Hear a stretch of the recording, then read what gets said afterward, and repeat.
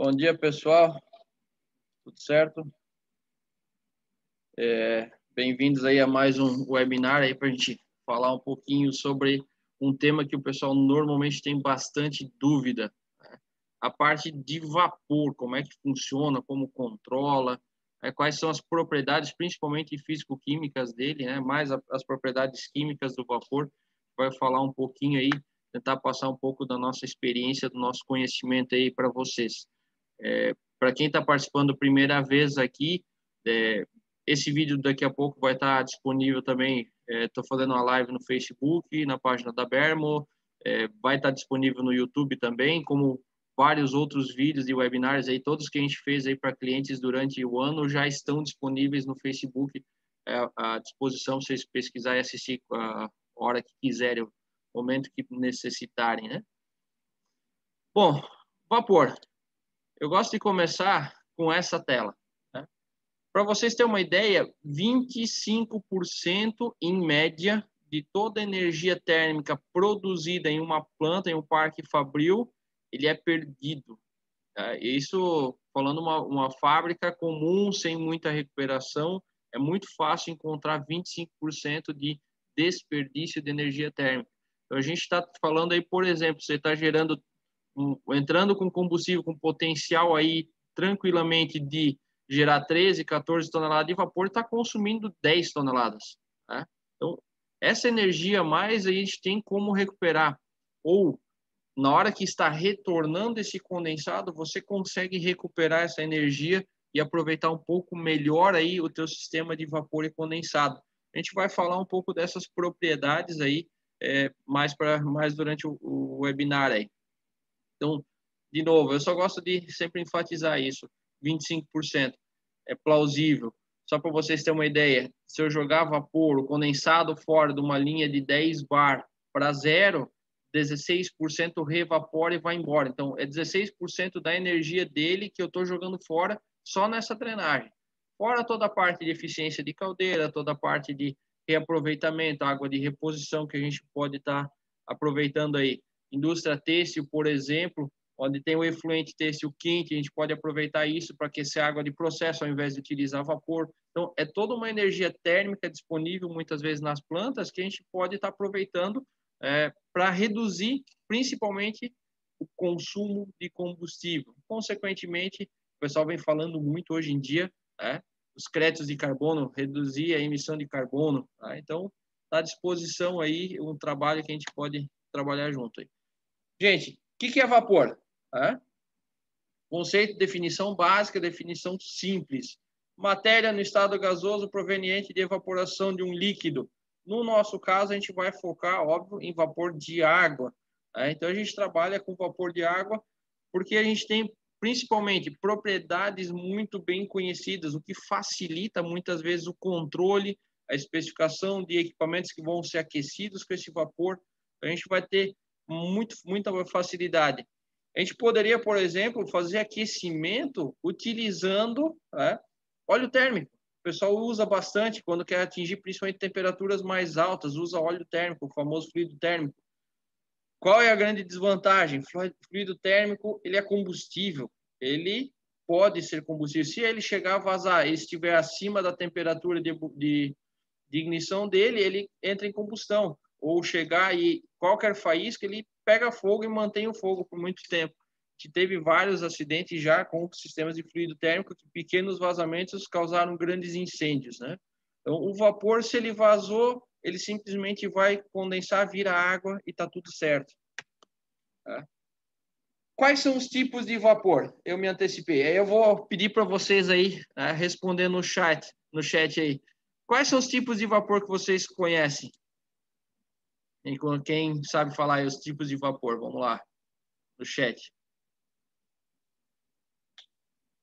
Saturado, superaquecido.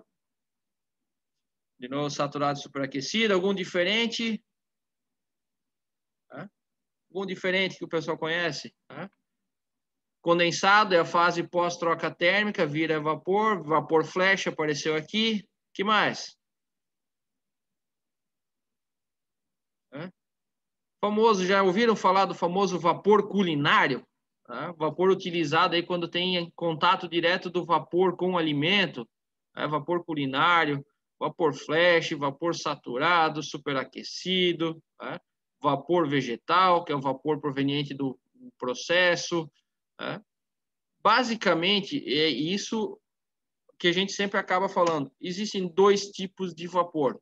É o vapor saturado e o superaquecido. O que é o vapor culinário, por exemplo? É um vapor saturado, onde ele passou por um filtro para tirar todas as bactérias, para limpar ele e deixar ele a ponto de ser injetado em alimentos, por exemplo, remédios, enfim. Existe vapor culinário, vapor limpo, vapor puro. O hospital fala muito de vapor puro, né? É vapor saturado. Sempre vai ser ou é saturado ou superaquecido. E a questão que fala também, o vapor flash, o pessoal sempre diz, pô, mas tem um vapor flash. O que é o vapor flash? É um vapor saturado. Ele vai sempre obedecer às regras físico-químicas de um vapor saturado. Dentro da categoria dos vapores saturados, ele tem uma diferença entre o vapor seco e o vapor úmido.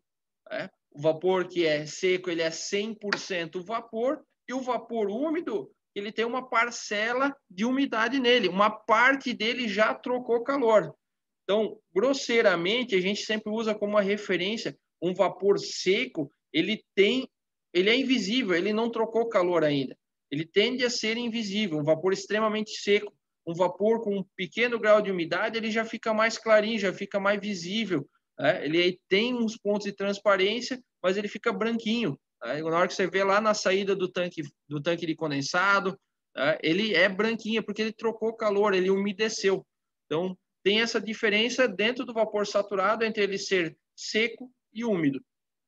E o vapor superaquecido, que ele é um vapor que ele tem uma temperatura acima da temperatura de saturação, ele segue ainda algumas regras de volume e tudo mais, mas temperatura não. E aí, com isso, a gente utiliza sempre essa diferenciação, porque hoje no mercado, a gente encontra mais ou menos, está baixando essa relação, está ficando um pouco mais distante, mas ainda a gente imagina aí, pelo que a gente tem de dados, que em torno de 85% da geração de vapor ela é feita para utilizar como vapor saturado, pensando em aquecer um processo, e com isso eu tenho um melhor aproveitamento térmico e um menor custo de geração. Vamos lá. Num trocador de calor, ele forma, o vapor saturado, ele forma um filme de condensado na placa, ou nos tubos, na superfície de transmissão térmica. Esse filme de condensado que melhora a transferência térmica de toda a energia do vapor para dentro, para a placa, para o produto que vai ser aquecido. Água, geleia, o que for. O vapor superaquecido, pelo fato de ele estar com a temperatura muito mais alta, ou seja, um vapor extremamente seco, se ele é seco, ele demora a formar esse filme de água na placa e, como a gente sabe bem, o ar é um bom isolante térmico, a gente vai falar isso um pouco para frente. O vapor superaquecido ele se torna um pouco isolante, ele demora para formar o filme na placa e, com isso, ele demora um pouco a transferência térmica. Apesar de estar mais quente, ele tem menos eficiência de aquecimento. Então, basicamente, vapor superaquecido ele é utilizado para acionamento de máquinas motrizes, cogeração, a locomotiva que utilizava antigamente, o pessoal tentava superaquecer um pouco para movimentação, principalmente máquinas girantes, para gerar energia elétrica. Essa é a maior aplicação de superaquecido. Pode ser utilizado superaquecido, sim, em alguns casos de aquecimento.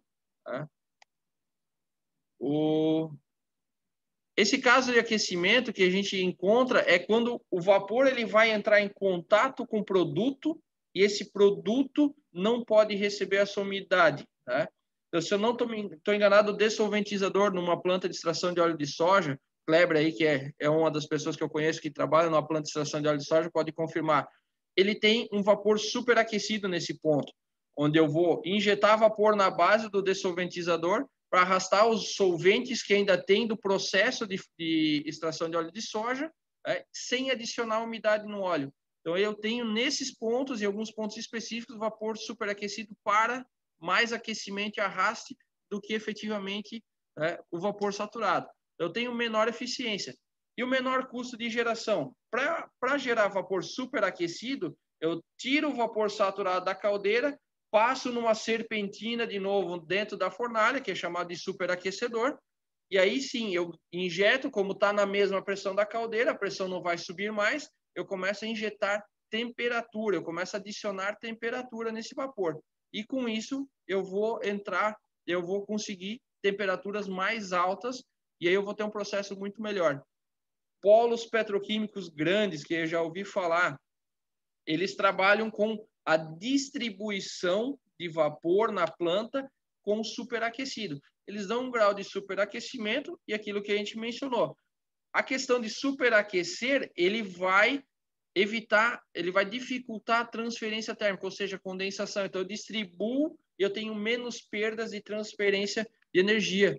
Mas estamos falando de tubulações de mais de 1 quilômetro, muito mais tubulação que isso, cada ramal mais de 1 quilômetro, enfim, são polos grandes, e o pessoal acaba fazendo isso porque já tem cogeração e já distribui em superaquecido, e aí vem o dessuperaquecedor.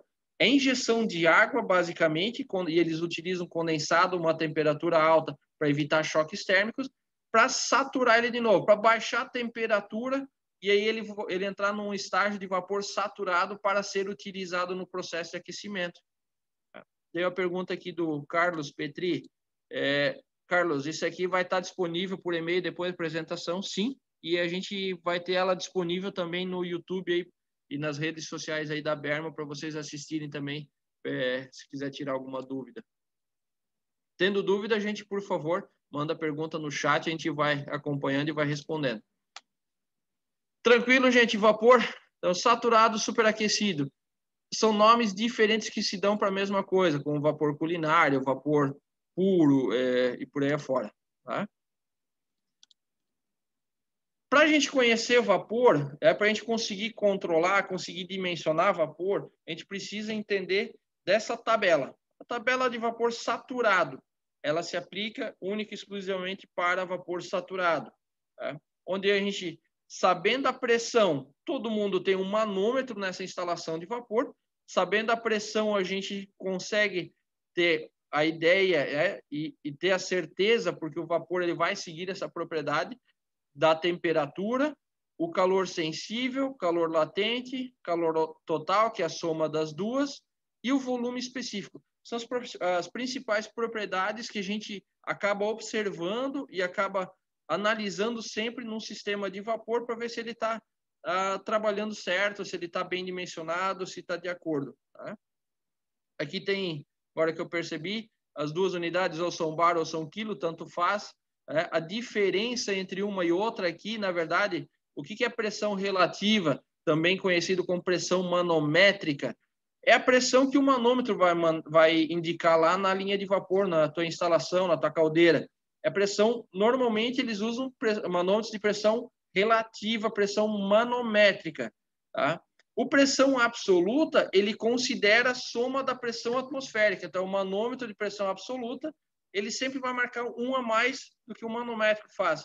Mais ou menos, dependendo da tua altitude aí em relação ao nível do mar, você vai ter mais ou menos 1 bar a mais de medição. Mas, normalmente, em sistemas de vapor, o pessoal instala sempre manômetro de pressão relativa para fazer a medição. Então, um manômetro indicando 0 bar, nós sabemos aí que a nível do mar, a água ferve a praticamente 100 graus, 99,1, ou que o calor sensível também vai estar muito próximo, então, se for observar, é quase, para cada grau, é mais ou menos 1 kcal por quilo que se ganha, né? Então, de energia necessária para subir temperatura. Calor latente já é muito maior, calor total, a soma de ambas, e o tamanho. E aí eu vou chamar a atenção aqui para o tamanho do vapor. Olha só, gente, um vapor a 0 bar, aquele vapor flash que está saindo lá na chaminé do tanque de condensado. Esse vapor a 0 bar, ele tem um tamanho gigante. Vocês olham lá, é muito vapor saindo. Tá? Na verdade, não. Às vezes, aquele tamanho todo é 1 quilo de vapor. Observa, volume específico. 1 quilo de vapor, ele tem o tamanho de quase, né, de 1.725 litros d'água. Ele tem quase 2 metros cúbicos de tamanho. 1 quilo de vapor a 0 bar. Né? A gente vai falar um pouco agora das propriedades dele aqui. Deixa eu ver uma pergunta no chat. Daniel Souza, quando eu uso o superaquecedor, ele volta a ganhar temperatura novamente. E o que não acontece quando eu uso o vapor, somente o vapor saturado, correto? Daniel, se eu entendi bem, o superaquecedor, ele pega vapor saturado, passa nessa fornalha, adiciona energia, sobe a temperatura. Né? Ele, eventualmente, se esse vapor saturado ele tiver um pouco de umidade, ele vai primeiro transformar ele em um vapor seco e depois disso ele começa a ganhar temperatura. Isso sim, isso acontece com vapor saturado. Se você passar um superaquecido num superaquecedor, você vai adicionar mais temperatura ainda. Não é comum, o pessoal normalmente já adiciona toda a temperatura na fonte, porque você teria que ir para o processo, consumir parte da temperatura, ou botar um queimador, alguma coisa do gênero, para subir essa temperatura lá no processo, ou voltar para a caldeira e botar a temperatura novamente. Então, se eu entendi tua pergunta, acredito que é isso. Né? Se tiver dúvida, não foi bem isso, por favor, manda lá no chat. Vamos falar então um pouco de energia. Né? O pessoal fala o nome bonito, entalpia específica do líquido saturado, calor sensível. Essa energia do vapor, e essa fase ainda onde ele está líquido saturado, é onde eu estou adicionando energia e nesse momento eu vou ganhando temperatura nesse líquido.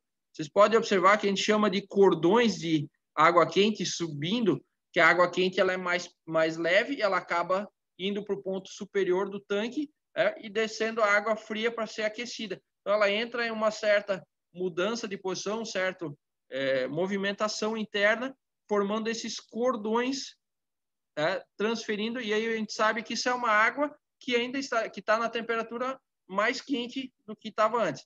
Eu tenho aqui nesses tubos passando aí vapor a 20 bar, por exemplo, e transferindo energia e aquecendo a água, por exemplo, de 20 até o ponto de saturação. Isso a gente fala de calor sensível. Calor latente, entalpia específica de evaporação. Olha só que legal. Eu ainda tenho alguma água sendo formada, cordões, porém, eu já tenho o calor latente, ele está atrelado às bolhas de vapor. Calor latente é mudança de fase, ou seja, eu cheguei com calor sensível na temperatura de evaporação, e essa temperatura de evaporação eu não consigo subir mais no vapor saturado. Primeira coisa que ele vai fazer é mudar estado físico de líquido para gasoso. Ele gera bolhas de vapor e elas vão, obviamente, por ser mais leve, para o ponto superior da caldeira, onde elas são extraídas e enviadas para o processo. Então, eu tenho calor sensível, aumento de temperatura, calor latente, mudança de fase. O gráfico de geração de vapor. É a mesma ideia que a gente sempre usa, o exemplo lá da chaleira de manhã, vai fazer um cafezinho, você vai colocar a chaleira lá com água em cima do fogão, acender o fogo. Primeira coisa que você vai injetando energia, a primeira coisa que ocorre é subir temperatura. Chegou a temperatura num ponto de ebulição, ela vai começar a mudar fase se eu continuar injetando energia. Ela começa a mudar fase. Sobe, sobe, sobe, muda fase, muda fase. Chegou num ponto final, e aí complementando a resposta lá para o Daniel, chegou nesse ponto onde eu estou 100% no estado gasoso, não tenho mais umidade. Se eu continuar injetando energia nesse vapor, que aí já é um vapor saturado seco, ele começa a ganhar temperatura. Então, observem nesse gráfico, pessoal, a quantidade de energia envolvida. Na fase líquida, eu tenho essa quantidade pequena. Na fase gasoso, saturado. E na fase calor sensível, que é o superaquecido, gasoso superaquecido. Então, ele vai fazer esse caminho. Aí eu vou botar uma pulga atrás da orelha de vocês ali. Termografia em sistemas de vapor, purgadores. Pode ser feito? Pode.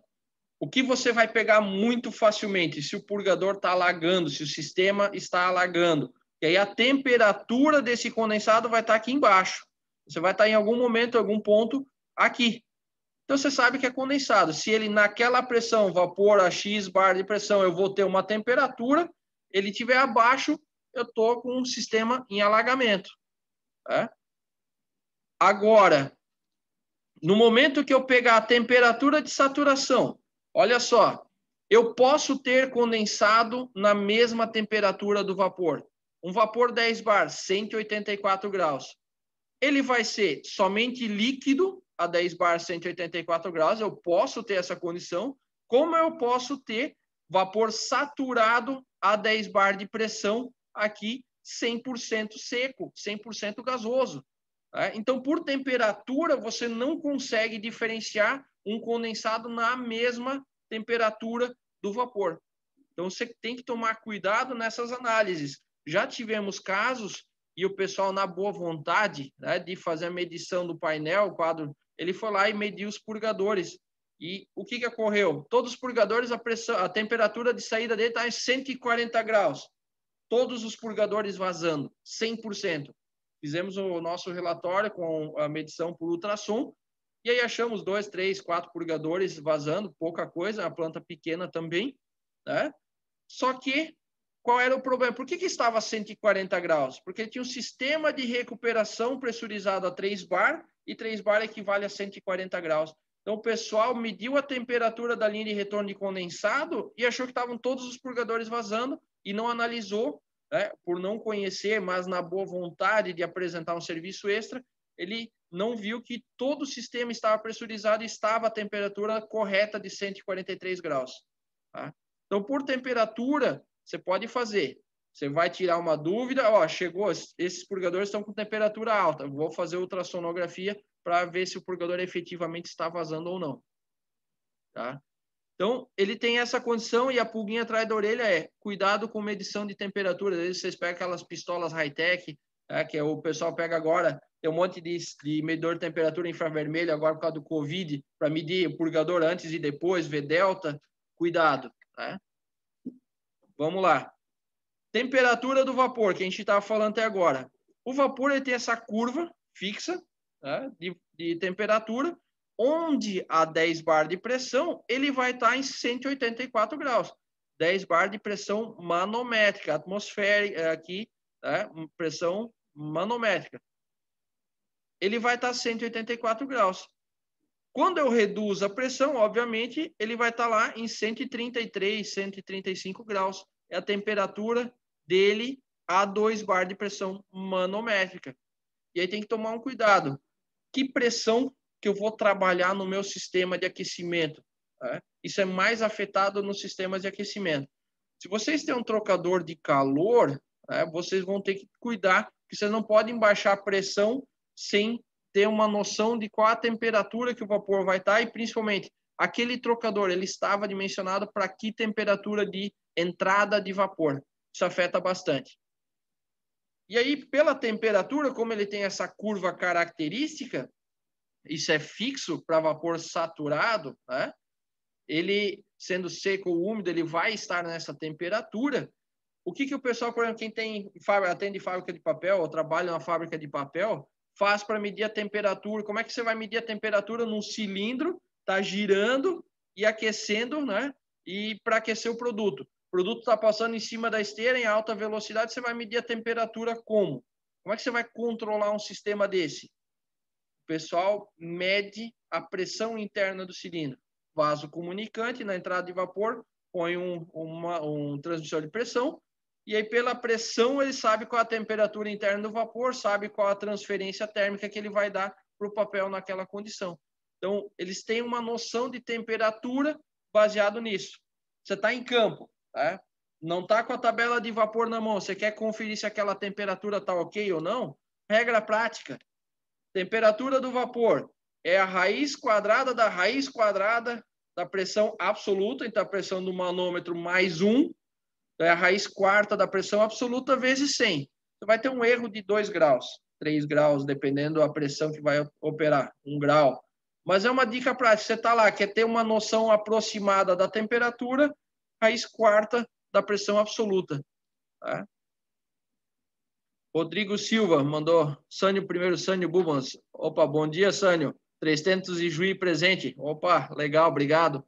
Rodrigo Silva, gerar vapor a alta pressão tem um gasto menor de combustível que gerar a baixa pressão? A gente vai chegar lá. Eu vou já te responder essa pergunta aí, Rodrigo. Só um pouquinho.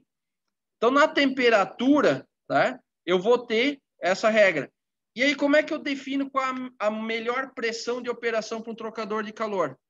Uma regra prática que a gente utiliza é a temperatura do vapor deve ser maior do que a temperatura final do processo. Então, se eu quiser gerar um ar quente a 120 graus, então eu preciso pegar um vapor de 155 graus. Tá? Ou que se eu quiser gerar, por exemplo, um ar quente a 150 graus, eu tenho que ter vapor a 10 bar, que ele vai estar a 184 graus. Então, eu estou na regra lá dos 35 graus. 30, 35. Esse é o ponto de... fugiu a palavra, mas é um ponto de equilíbrio onde ele seja economicamente viável utilizar essa condição. Na hora que você vai fazer, por exemplo, aquecimento de água a 60 graus, mais 35, 95. Pô, eu estou usando água quente. A água quente, ele é calor sensível, tenho menos energia para cada quilo de água. Então, você pode fazer? Pode. Mas o que a gente recomenda? Utiliza uma pressão mínima de 3 bar de vapor. Tá? Salvo algumas propriedades de alguns produtos que vão ser aquecidos. Por exemplo, leite, eu tenho que aquecer água para daí aquecer o vapor para não queimar. Né? Esse é um exemplo. A gente vai trabalhar normalmente com 3 bar de pressão, que eu vou estar na temperatura em torno de 140 graus para aquecer a água a 60. Eu não vou trabalhar com 10, que o delta de temperatura dos 60 por 184 é muito grande. Então, qualquer entrada de vapor, às vezes, ele altera muito a temperatura de saída. Então, num ponto de equilíbrio, um ponto ótimo de operação, é manter ali nos 140 graus aproximadamente para esse sistema. Dica prática. Vai lá e aí você define qual a menor pressão de operação baseado no trocador. Isso é prático. Porém, cuidado, não sai reduzindo pressão ali para baixar a temperatura, porque se o trocador ele foi especificado para receber vapor a 10 bar, de repente receber a 3, 140, ele tem um delta, isso afeta o coeficiente de troca térmica dele. E aí você tem que avaliar e conversar com o fabricante desse trocador para ver se pode baixar e se ele vai continuar atendendo sua expectativa de processo. E contra isso, ainda vem o contrário. À medida que sobe a pressão, a temperatura sobe, porém, o volume, o tamanho do vapor é o contrário. À medida que eu vou aumentando a pressão, o volume dele vai diminuindo. Eu vou compactando ele. Quanto mais pressão, mais compacto ele é. Tá? Então, a 10 bar de pressão, a 10 bar de pressão, eu tenho aqui, ele está um pouco deslocado aqui por algum motivo. Acho que agora cliquei aqui e deslocou. A 10 bar de pressão, eu tenho aqui um volume de 0,18. Tá? A 2 bar de pressão, eu tenho um volume de 0,6. O tamanho dele. Tá? Então, quer dizer, eu reduzi a pressão de 10 para 2, o tamanho do mesmo quilo de vapor triplicou. Tá? Um pouco mais que triplicou, de 0,18 para 0,6. E aí você começa a ter problema no trocador de calor de falta de área de troca, falta de espaço interno, porque o meu vapor tem que ocupar um volume maior, um espaço maior para ter contato com a área de troca. E aí também, como você diminui a temperatura, você precisa mais área de troca normalmente. Então, cuidado com redução de pressão, né? Não sai reduzindo tudo por aí. Avaliar pressão, temperatura. Se ficou na dúvida, se quiser um apoio, nós temos um time de engenharia, tem nosso time de vendas técnicas aí, capacitados para apoiar vocês aí nessas reduções. Tá? E o volume específico, que a gente já falou, o tamanho do vapor, é o volume ocupado por ele. Então, metro cúbico por quilo, um exemplo. Olha só, o tamanho, a diferença do vapor saturado, né, de água para virar vapor. Lembra aí do Mythbusters? Olha só o tamanho.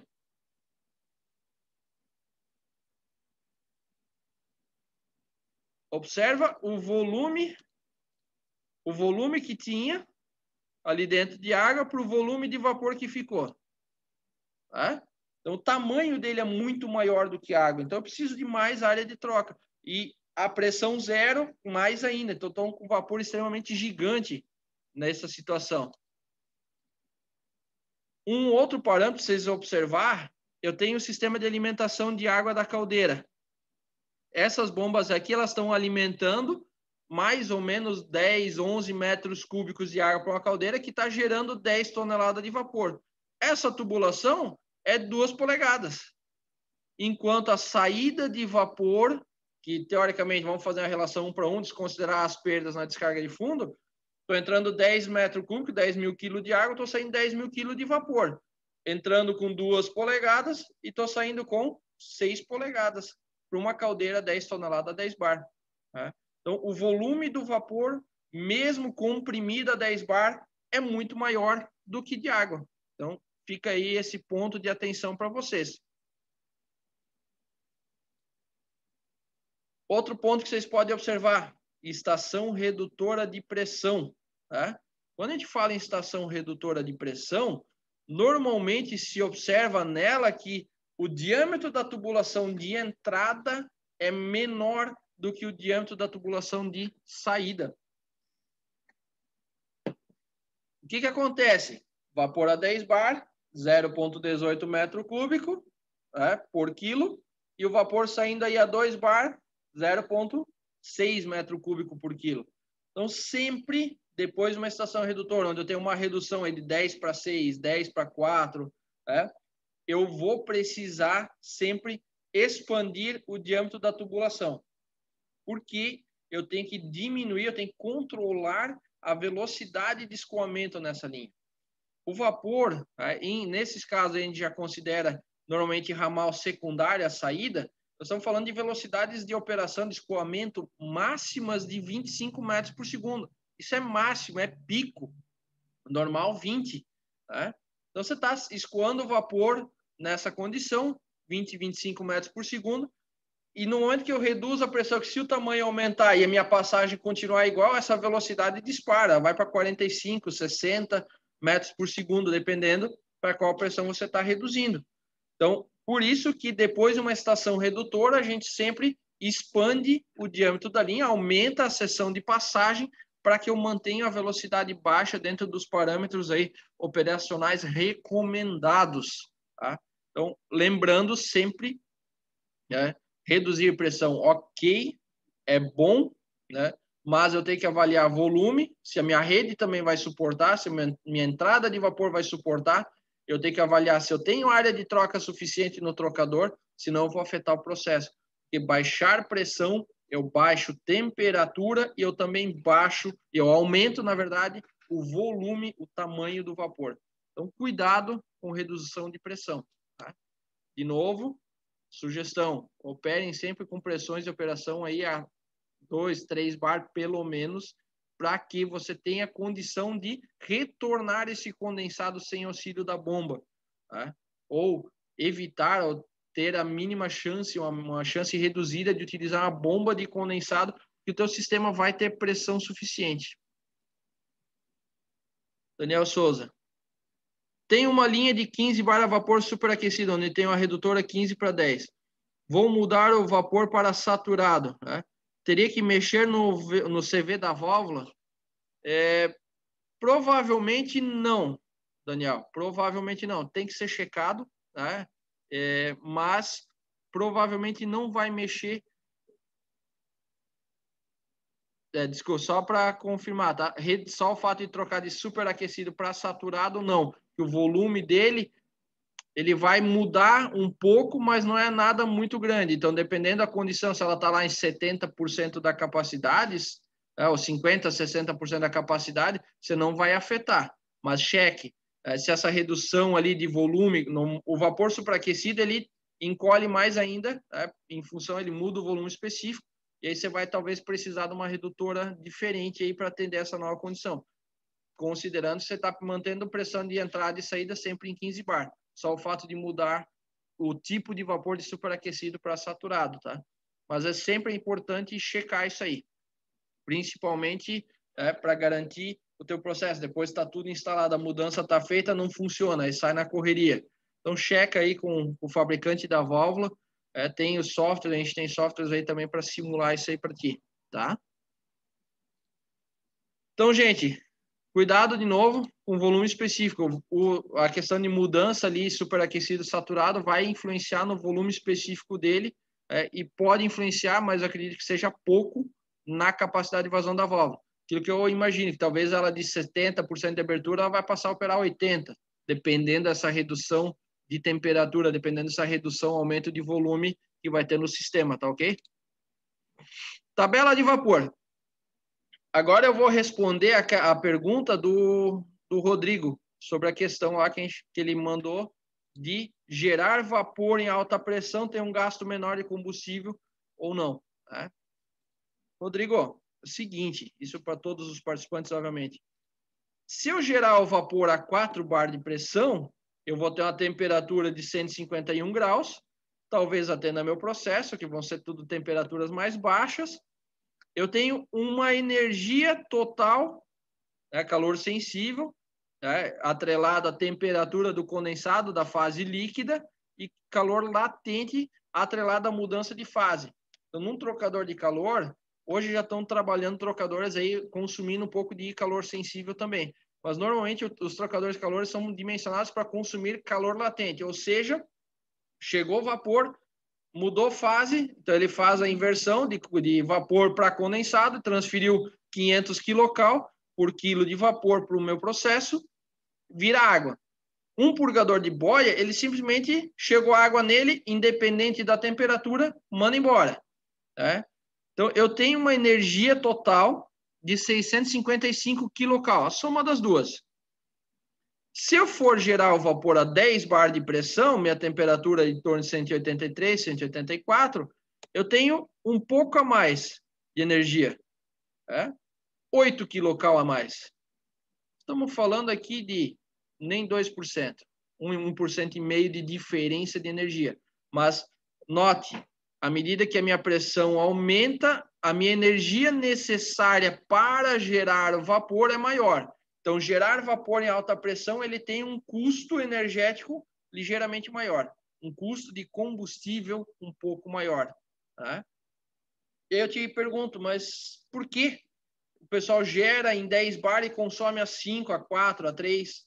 Por que não gera direto a 5? Por exemplo, se eu tenho um consumo só a 5 bar. Tá? Normalmente, se eu tenho um consumo só a 5 bar, eles vão avaliar essa distância. Eu vou gerar não a 10, vou gerar 6, 7, para compensar as perdas de distribuição e chegar a meus 5 bar. Se eu gerar 5, vai chegar a 4,5. Se eu gerar 6, vai chegar a 5,5. Então, eu tenho a condição melhor de estabilidade. Então, a oscilação também da caldeira, a pressão da caldeira, o processo não vai perceber. Ela vai oscilar aqui e não vai chegar abaixo do meu 5. Numa estação de controle, uma redutora, eu estou trabalhando a 10, reduzindo para 6. Então, se ela cair para 8, 7, aí ela pode começar a ser afetada. Agora, se ela ficar lá 9, 10, 8,5, 9, 10, essa variação de pressão da caldeira, ela não é transmitida para a linha do processo, através da redutora. Ela vai absorver essa variação e deixar passar só 6 bar de pressão, por exemplo, se for uma redutora de 10 para 6. Agora, gente, reduzir pressão, de 10 para 6, que é o projeto, de repente chegar com 7 para 6, a redutora não vai dar conta. Esses dias nós tivemos uma reclamação aqui, seria engraçado se não fosse trágico, o cidadão estava com a caldeira operando a 4 bar e queria que a redutora mantivesse 6. Não tem lógica. Tá? Então, essas questões de redução de pressão tem que tomar cuidado.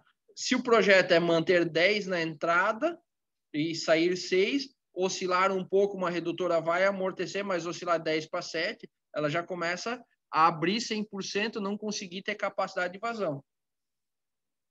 Por quê? Primeiro, o valor de CV, ele é calculado baseado num ΔP, um diferencial de pressão. E segundo, volume.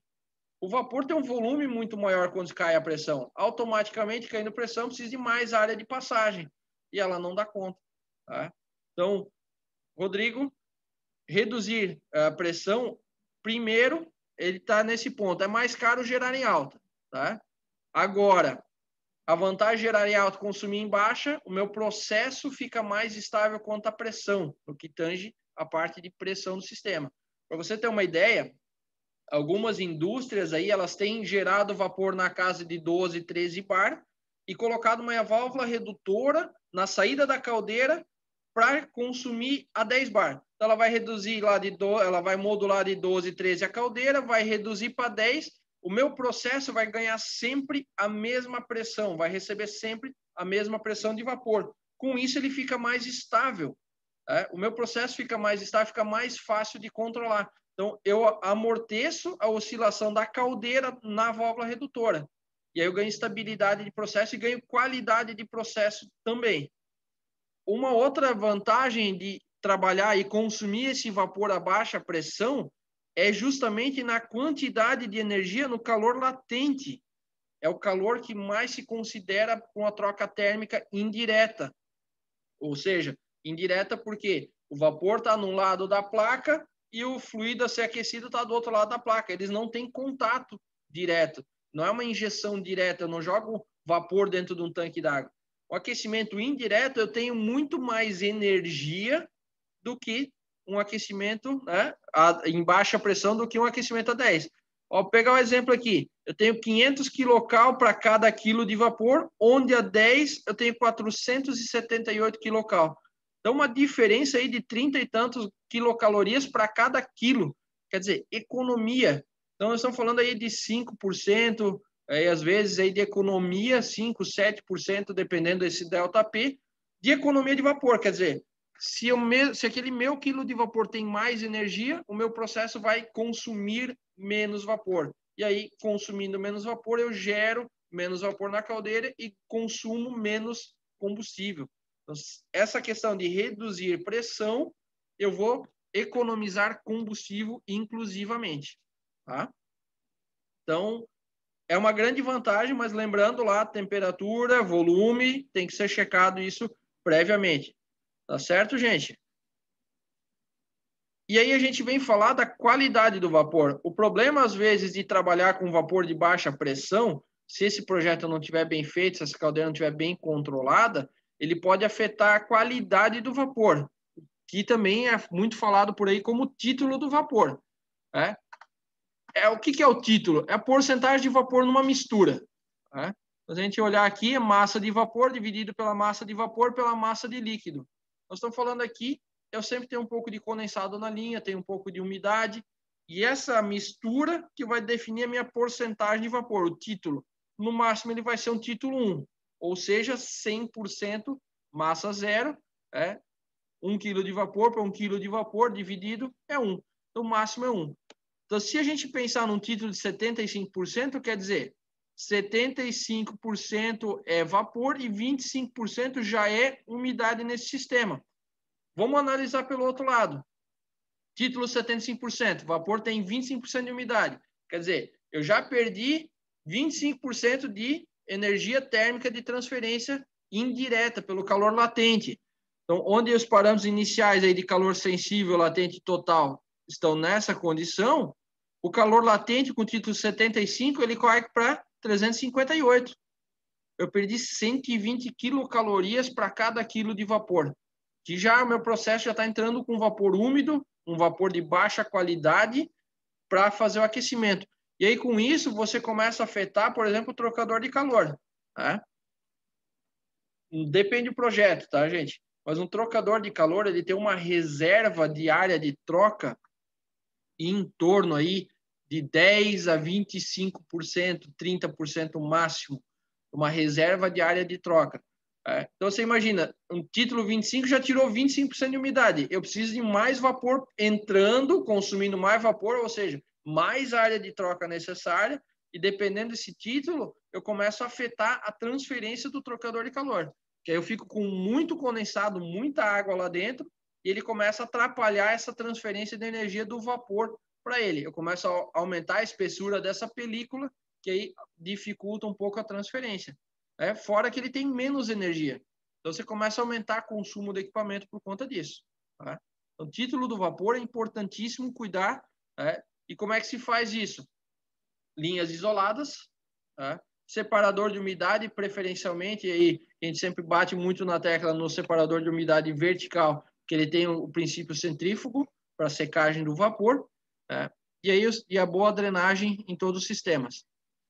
E aí, os fatores que influenciam, né, no título do vapor, na qualidade do vapor. A taxa de utilização da caldeira. Tivemos um caso essa semana aí, onde o cidadão tem uma caldeira de 3 toneladas, o medidor de vazão marcando 3.800 quilos por hora. Né? De 3.000 para 3.800. Num pico, um volume que tem armazenado dentro, talvez, mas um tempo muito grande, está arrastando água, está gerando erro de medição com toda certeza. Carlos Burger. Tudo bem, Carlos? Como é possível medir a qualidade desse vapor? Eu já vi que tem alguns medidores aí medidores de vazão no processo, né, no mercado, desculpa, que esse medidor de vazão, ele tem dentro um algoritmo que ele consegue estimar o título do vapor. Se eu não me engano, eu não lembro agora se é da Emerson ou algum outro fabricante que tem esse medidor de vazão. Até então era 4 polegadas, um limite máximo. Ele tinha um algoritmo dentro que media qual era esse título do vapor. Por temperatura não dá porque o vapor e o condensado naquele ponto estão na mesma temperatura. Tá? Então tem que um algoritmo, o vórtice que forma lá no medidor de vazão, tipo Vortex, muda o formato, muda a direção talvez, e aí ele acaba medindo de alguma forma essa mudança e aí estimando um título do vapor. Mas é um que eu vi, um medidor de vazão, nunca vi funcionando, não sei te afirmar 100% isso ali. Mas é uma empresa de nome, é uma dessas indústrias grandes aí de medidores de vazão, muito conceituadas, então certamente funciona. Tá? Hugo Marques, tem como medir através do ultrassom? Dependendo desse título, se ele não está em forma de líquido ainda, se ele está só em forma de umidade dentro do vapor, você não vai, a mudança de ruído ultrassônico dele vai ser muito pequena, no meu entender. Acredito que você não vai conseguir medir isso de alguma forma. O pessoal normalmente mede com, se não me engano, calorímetro ou alguma análise laboratorial, que aí você consegue, pega a amostra, faz a medição, enfim. Aí tem como definir o título do vapor em laboratório e esse medidor de vazão que eu ouvi falar dele.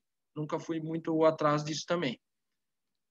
Bom, outro ponto, utilização da caldeira. O outro ponto que a gente fala, o projeto da caldeira. Se esse controle de nível ele está muito alto dele, ou a boca de retirada do vapor saturado está muito próxima do espelho de água, ele pode arrastar a água para o processo. Isso é um ponto possível. Tá? Situação de isolamento térmico na linha de vapor. Isso, obviamente, se eu tenho um tubo sem isolamento, vai gerar mais condensado, vai baixar o título do sistema.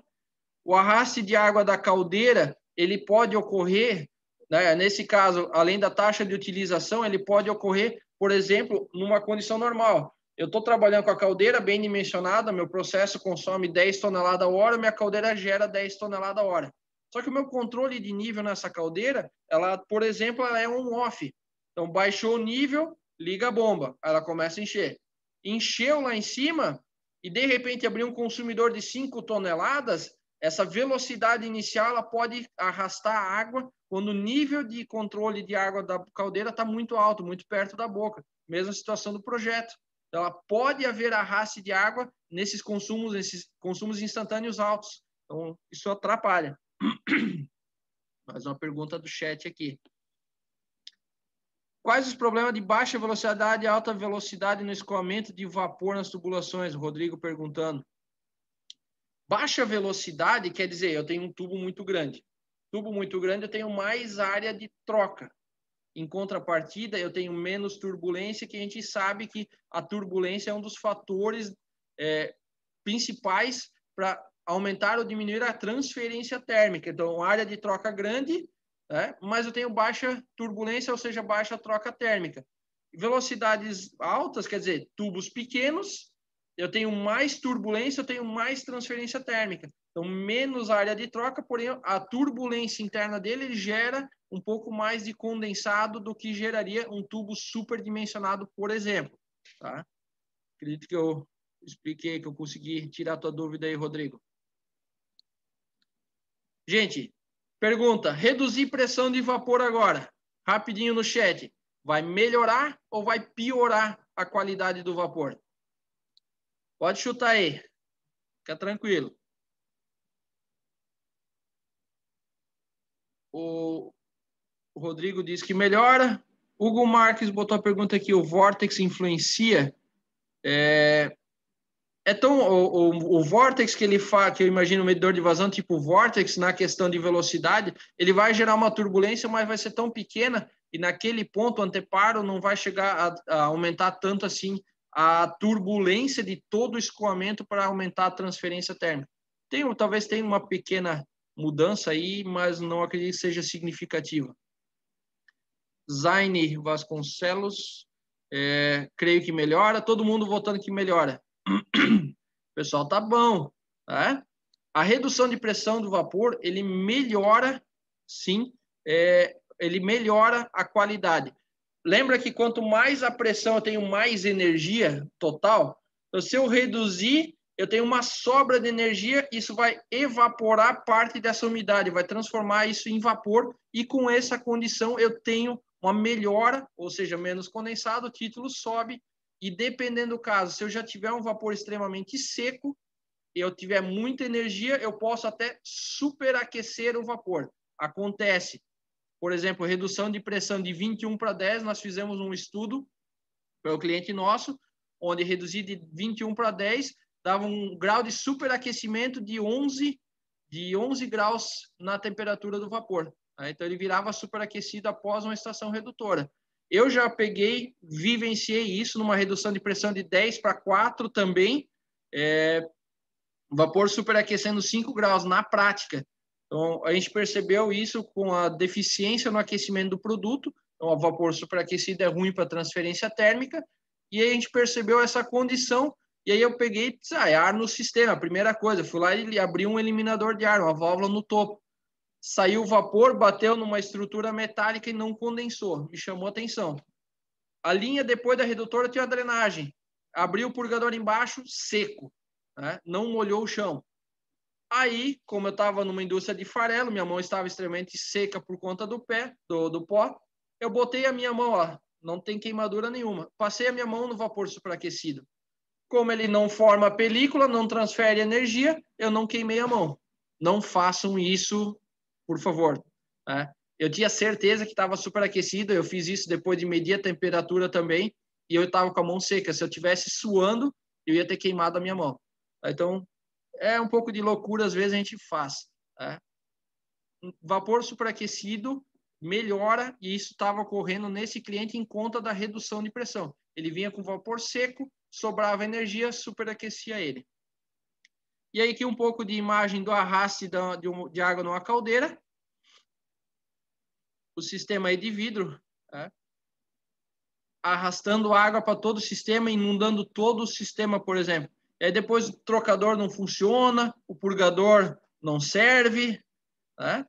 Só que olha a quantidade de água que um arraste vai levar, fora a quantidade de minerais, sais, produtos químicos que ele vai estar jogando para dentro da tua caldeira. Tá? Então, cuidado com o arraste. Sânio, qual a melhor caldeira geradora de vapor do mercado hoje em dia? Sânio, você me botou numa sinuca de bico, hein?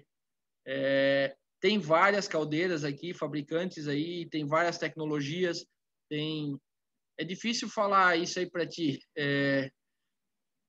Todas as caldeiras aí têm suas qualidades, elas geram vapor e elas têm, dependendo, e aí, na minha opinião, a melhor caldeira, a caldeira que está mais automatizada, para mim. Uma caldeira bem automatizada, bem controlada, né? Ela vai entregar melhor o vapor, ela vai conseguir modular a quantidade de água, vai modular todo o controle de combustível, a pressão dela fica mais estável, né? Então, assim, é a saída que eu tenho aqui para te responder isso. Não vou mencionar fabricantes de forma alguma, mas para mim, de verdade, a melhor caldeira, ela é uma caldeira mais controlada. Essa para mim é a melhor. Hugo Marques, já existem outras tecnologias mais eficientes que caldeiras? Eu particularmente, Hugo, desconheço. Realmente já ouvi falar de gerador de vapor aí recuperando o calor não era gerador de vapor, gerador de água quente usando lá nos compressores de amônia, na parte de aquecimento do amônia, o lado quente da amônia, onde elas estavam utilizando essa energia para gerar água quente, mas que num cliente que colocou isso, não comprou caldeira, depois acabou botando uma caldeira e não funcionou 100%, não sei por quê, apesar do conceito ser interessante. E eu acredito que funciona. Lucas Canali, químicos para caldeira, tem sugestão de melhores? Depende muito, o químico vai depender muito da qualidade da água da tua caldeira, Lucas. Se é água de poço artesiano, se é água de concessionária, se tem cloro, se tem um processo de tratamento prévio, abrandador, osmose, né? Por aí afora. Vai depender muito disso. Se eu tenho um desaerador antes de alimentar a água da caldeira, o produto químico vai ter que avaliar sempre a qualidade do que você está abastecendo para daí a gente poder falar se é bom ou não. Tá? Então, tem empresas de grande porte no mercado, tem empresas pequenas que fazem um excelente trabalho também, a gente acompanha aqui em algumas caldeiras, então a gente não tem como te falar precisamente qual a melhor. Tá? Para mim, de novo, uma saída aí, uma resposta mais tranquila estou trabalhando, está gerando vapor na quantidade certa, eu não tenho incrustação na caldeira, o meu processo está legal. Tá? E o erro, para finalizar, aqui temos 4 minutos, eliminar ar e gás do sistema de vapor. Só para vocês terem uma ideia, isso aqui é bacana. Se eu injetar um vapor com 0,1 bar no sistema que estava aberto, ele vai pressurizar e vai ocupar apenas 9% do espaço como vapor. 91% vai ser ar. Se eu subir a pressão do sistema, e eu vou ter que injetar um pouquinho de vapor, chegar a meio bar, eu tenho aí 33% de espaço vapor, 67% ar. A 10 bar, eu tenho 10% ar, 90% vapor. Isso é importante porque lembra do trocador de calor que eu falei que a gente tem uma reserva de troca térmica normalmente de 10% a 20%, a 25%? Se eu tiver ar no sistema, eu já perdi boa parte dessa reserva. Tá? Então, eu já tenho uma deficiência de área de troca. Eu perdi área de troca no meu sistema de vapor. Ah, porque o vapor é ruim, porque o purgador não funciona. Será? Será que não tem ar no sistema? Tá? Então, a gente chama a condição nesse ponto por o ar ser um extremo isolante térmico. Então, aquecer ar, por exemplo, o pessoal vai fazer leite em pó, a fábrica de leite em pó, aquecer esse ar, eu vou aquecer um isolante térmico, é difícil, eu preciso, às vezes, de deltas de temperatura maiores. Já vi conseguir fazer trocadores de calor com delta de temperatura do vapor para o ar de 11 graus. Né? Eu estou utilizando o vapor 191 graus, saindo ar 179. Tá? Isso a gente já conseguiu fazer, só que a área de troca desse radiador, ele fica muito grande. Então, às vezes trabalhar com 30, 60 graus, se possível, aí vai depender da pressão, vai depender da condição, é melhor para aquecer ar. Tá? E pela lei de Dalton, se eu tiver no meu sistema de vapor, eu tiver ar dentro dele, tá? A lei de Dalton diz que a pressão total desse sistema é a soma das pressões parciais dos gases componentes. Eu vou pegar um exemplo aqui. Desculpa.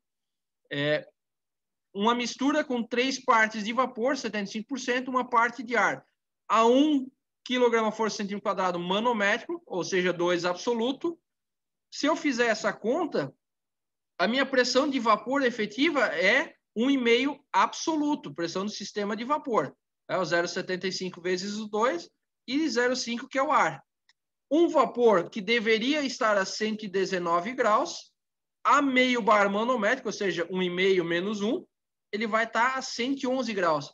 Então, ar no sistema você consegue detectar através de um termopar, de um sensor de temperatura, PT100. Tá? Isso você detecta. Porque ele vai ter sempre uma temperatura menor. Tá? Ou você vai detectar por termografia. Você vai ver uma seção do teu radiador isolada e bloqueada por ar. Isso aqui a gente já pegou muitos casos. Aqui foi um erro de projeto do radiador. A entrada de vapor e a saída de condensado estavam no mesmo lado do radiador, então ele ia pelo canal de distribuição, já saía no purgador, nada forçava ele a passar no feixe de tubos. A gente só botou um anteparo lá no meio, isolamos as duas câmaras, aí forçamos ele a virar um trocador de 2 passes e resolver o caso. Mas ele tinha uma perda estimada lá de 40% da área de troca e não fazia aquecimento. E aí, um exemplo aí de um tacho de cozimento de geleia, né? Aquela geleia boa de manhã cedo. Olha só o problema. Eu estou entrando aí com vapor de 2 bar, pressão mais ou menos 132 graus. Ele está transferindo energia. Eu tenho a camisa desse tanque aqui a 127 graus, só que olha o lado oposto. Eu tenho aqui o purgador saindo, nesse caso era um purgador termodinâmico, saindo com condensado a 94 graus. Então, minha geleia, ela estava passando dentro de uma superfície quente, 127, superfície fria lá 94, 127 e 94, girando dentro desse tanque através do agitador. Isso baixa a qualidade do sistema, a qualidade do produto. O que a gente recomenda? Nessa condição, se a entrada está aqui, do lado oposto, no ponto alto, um purgador eliminador de ar para o sistema. E todo final de rede, um eliminador de ar lá em cima. Se tiver alguma máquina intermediária, dependendo do layout, aí você faz a correção pontual. Aí tem um webinar aí de boas práticas de instalação que vocês podem dar uma checada lá no YouTube também, ou mandar um e-mail, mandar mensagem para mim para a gente trocar ideia, trocar alguma experiência aí. Gente, é o que eu me propus a fazer. Passei 1 minuto do tempo, desculpa. Estou à disposição aqui para a gente tirar dúvidas a qualquer momento. Pode mandar e-mail, pode mandar WhatsApp, pode me ligar. Fique à vontade, tem meu contato aí na tela. Espero que eu tenha tirado algumas dúvidas de vocês, que tenha gerado outras. E agradeço a participação, o tempo de todos aí. Obrigado mesmo. Agradeço aí o pessoal botando aí os agradecimentos, elogios aqui no chat. Agradeço também. Espero vocês aí no webinar, provavelmente semana que vem aí. Não sei se serei eu, mas alguém da Berma extremamente qualificado o fará, com certeza. Obrigado. Ótima semana de trabalho ainda a todos. Fiquem com Deus.